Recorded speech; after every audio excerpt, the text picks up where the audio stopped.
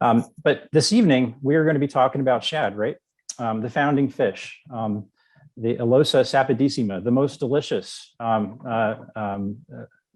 is what that Latin sort of translates to. You've got, this is the largest shad species that we see, native moving up into the James River watershed. And it's a really important species for a lot of reasons. Shad have been through a lot of challenges over a very long period of time. We've seen ups and downs in the population. This is a complex problem. And we've learned in recent years, but also in the past, that restoring shad is not really a one issue thing. It's something that's going to require dedicated efforts in a number of different policy and management areas. We're not going to get shad back by simply focusing on one thing. But there's been a lot of really incredible work done to date to make a difference for shad. And it's important to stop and kind of reflect on that before we get into the main body of our presentation. The James River Association worked with the Department of Wildlife Resources and the city of Richmond and a number of other partners years ago to put in a fishway at Boester's Dam. So this was a big deal. This actually reconnected American shad to some of that historic spawning habitat that lies west of Richmond. And it's really great habitat in the Middle James where they historically would have been present. So this allowed shad to break through that first barrier just west of Richmond and to access that habitat. There's also been really incredible efforts done throughout the city of Richmond and really throughout the state to open up fish passage, understanding that dams are a big barrier to shad and other species reaching spawning habitat. That photo there in the bottom right is of Harvell Dam from a few years ago in Petersburg. And removing that dam reconnected a large amount of spawning habitat just upstream of Petersburg. So those are really important efforts. And with that, I'm going to turn it over to Warren to talk a little bit about his interest in shad, and in particular, what the Pamunkey Indian tribe is doing as it relates to shad. Well, thank you very much. Like I said, my name is Warren Taylor. I am the Natural Resource Manager for the Pamunkey Indian tribe. It's based in King William, Virginia, right along the Pamunkey River. So Pamunkey people in general, I'll just give you a quick overview in history, but Pamunkey people in general have been fishing shad for thousands upon thousands of years. It's very, very, very reliable food source for us, always has been. And so actually pretty recently, for the past couple hundred years, we've been catching shad with gill nets during their spawning season when they come up rivers to spawn. And even prior to the fish hatchery opening, fish hatchery opening in 1918, if they were to catch spawners and bucks together, they would actually squeeze out those spawns and milk the bucks on the river at the spot to just help return the population and give back what we took. That's been a pretty consistent thing for Pamunkey when it comes to the fish hatchery, is always giving back what we take from it. We truly do believe in that. And up until recently, we've been doing our best to give shad back to the river. That's right. Couldn't say any better than that. Well, I'm going to turn it over to Chaz now to talk a bit about his work. Great, thanks, Jamie. Good evening, everybody. Yeah, I am going to talk about the shad, just in terms of their basic life cycle, their basic biology.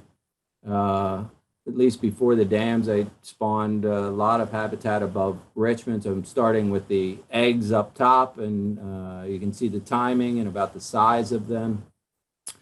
Once they hatch, they almost immediately start moving downstream, drifting downstream. So down April and May, they're about 10 millimeters. They're near Richmond at that point. They keep moving downstream. Early summer, they're down between Richmond and Surrey as fry.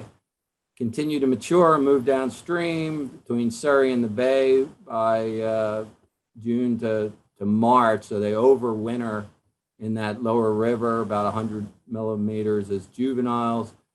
Then they finally start to head out into the ocean. They'll spend 1 to 2 years in the ocean as subadults, non-reproductive subadults, 1 to 2 years in the ocean.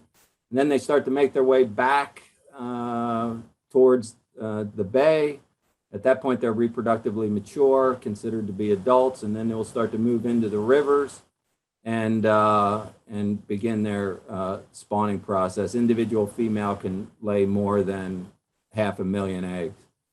And we really have to stress there isn't a silver bullet. As Chad said, these fish are facing a barrage of issues as they attempt to revisit their spawning grounds and complete their life cycle. And the reason that we are not seeing shad in the numbers that they should be in the James is really the classic death by 1,000 cuts. We've got a number of issues that are hurting the species and a number of things that we really need to focus on. So some other good news that I want to point out.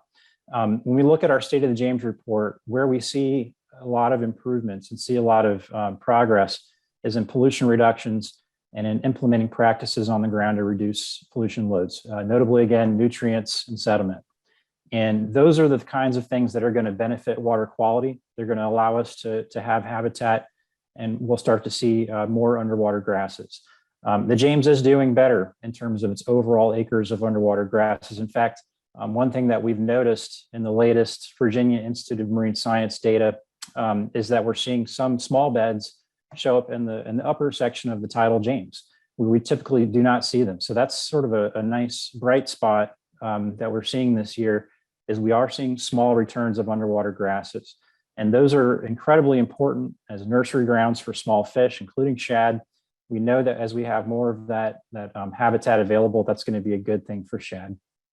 Water withdrawals, that is an incredibly important issue that's really specific to the James, I would say. If you look across the Commonwealth, the James does have a heavier industrial presence and does have some of these large plants that are using a lot of water.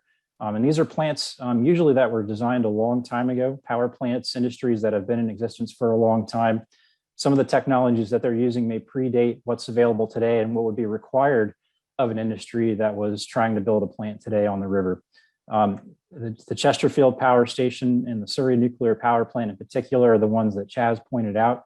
Those are using an incredible volume of water. Surrey is permitted for over 2 billion a day when it's in full-blown operation, when they're not going through a refueling cycle. So that is a lot of water that is being pulled through the plant. Chesterfield Power Station is permitted for up to 1 billion gallons of water a day. And there are studies that have been done in the past that show a lot of fish get pulled into those screens just as a matter of operating the plant. Some other things that we really need to be taking a closer look at, probably as we've heard already, there's probably more to learn about dams and where there are opportunities to improve passage or remove dams entirely if that is feasible.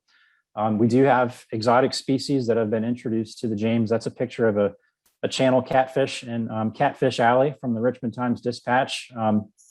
Those are predator species that will happily gobble up shad or anything else that's moving up through the falls during the spawning season. And then again, there's that question, that black box of what percent of shad are really being taken by the offshore bycatch. So they're not seeking shad, but they may incidentally be catching American shad when they're targeting other species. So folks, I hope that inspires you to want to get involved and help out. This is just the beginning of a long process. We are at a very low point for American shad, but we are looking ahead. We are looking to the future, and we have two options in this situation. We can give up on this fish, or we can really talk about some meaningful steps we can take in a statewide effort, but also specifically in the James to help these fish. So there's lots of ways for you to get involved going forward. Keep an eye out for this State of the James report as we do release it later this month.